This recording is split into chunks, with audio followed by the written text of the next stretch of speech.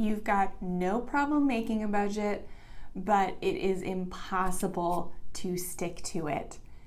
If that's you, I get it. I've been there. I'm still sometimes there. But if you're having trouble sticking to a budget, there could be some reasons and they could be solvable. I've got 5 reasons you can't stick to a budget and how to solve them. Hello, welcome to the channel. My name is Jen and I'm the creator of Modern Frugality and a self-proclaimed budget hater. I hate budgets. Do I think they're necessary? Absolutely. They are a necessary evil. They feel very constricting, like when I was a kid and I wanted to spend my money and my mom told me, no, you can't buy that like huge gumball machine. You don't even like gum that much. You just think it's cute. But like, what does she know?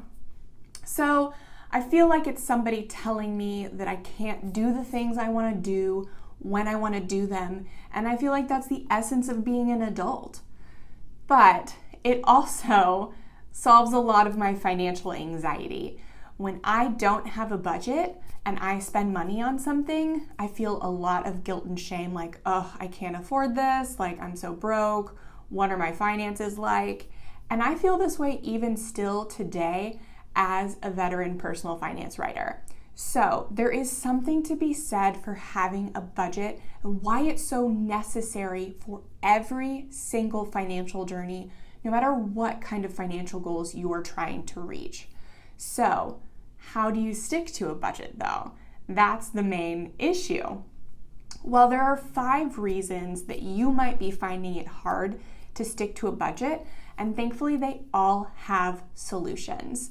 So I'm going to share the brief solution for all of them, and at the end I'm also going to tell you how you can dive a little bit deeper and fix some of these core issues that could be solving each of these problems. So first reason you may not be able to stick to a budget is because your budget is unrealistic. If you're trying to go from spending $100 a month at Starbucks to 0, that's noble, but it's not rooted in reality. Your budget isn't just some numbers on a paper that you can change and then expect to obey it, because it's a piece of paper or an app, depending on where you budget, or like Google Sheets.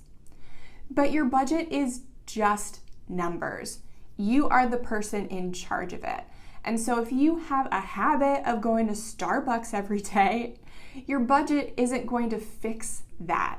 So you need to set a realistic budget that follows your life transformation. And as you transform your habits and your life, then your budget follows suit.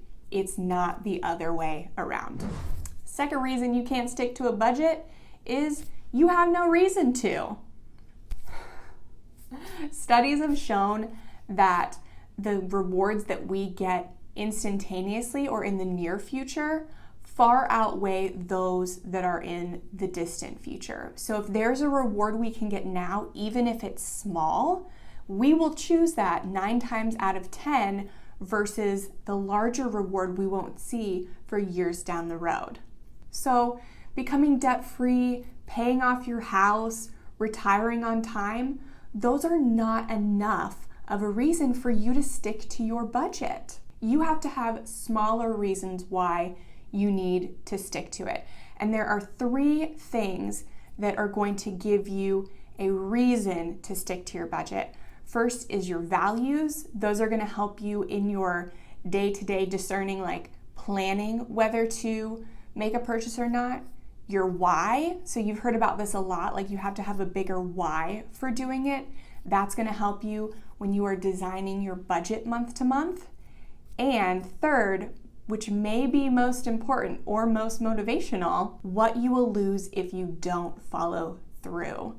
Studies also show that FOMO, fear of missing out, or something that's negative drives our motivators far more than anything positive.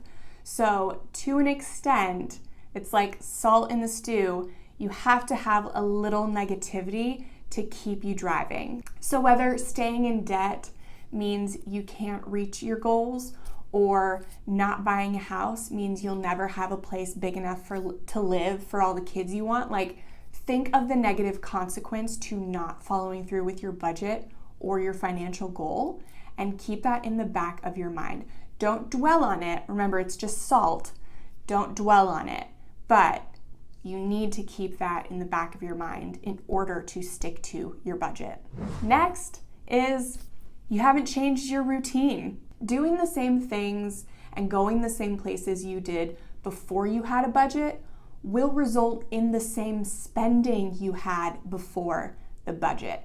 In order to spend more in alignment with an improved budget, you have to change your lifestyle, your routine, even if it's only for a season. So whether that's changing the route you drive to work, or the days you go to the gym, or the time you get to and leave work, you need to change up your routine in some ways so that you stop living in autopilot and start being intentional with your life, and that will result in being intentional with your spending. Fourth reason you can't stick to your budget is you have an income problem. Yeah, sometimes it's not about spending, sometimes it's about earning. And a lot of you are trying to solve it with these like side gigs, working like Instacart and Uber, and it's just not enough. Now, don't get me wrong, you can do a lot with a little income. If you're bringing home $45,000 a year, that can do a lot of things. But your income needs to be proportional to your necessary expenses and whatever financial goal you're trying to achieve. If you've got $45,000 coming in and no debt, you can live very comfortably.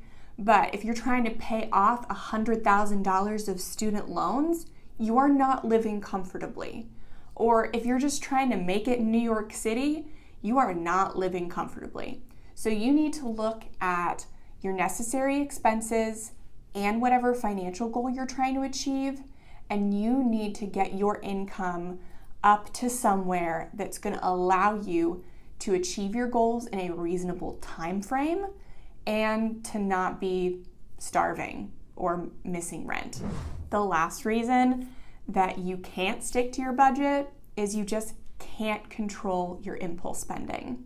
Impulsive behavior is a legitimate disorder, and the root cause of it may need counseling for you to get through. But there are also actionable strategies that you can use to identify these impulsive behaviors and try to nix them before you indulge them.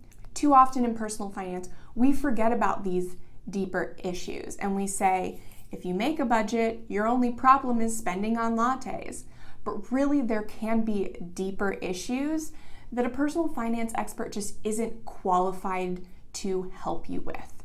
So you need to figure out if you have issues that need something a little extra, but you can still, even if you can't do that or if you're on the path to doing it, in the meantime, you can use strategies to start to identify these spending triggers, identify when you're about to do something impulsive, and try to start to control your overspending in healthy ways. So if you've been listening to this video and you're like, yes, yes, yes, yes, that's me, then I've got something for you. You're ready for the Budget Buster Bootcamp. Budget Buster Bootcamp is a short, affordable course for people that are new to budgeting or just having trouble sticking to their budget. It's designed to change the way you budget in just 1 week.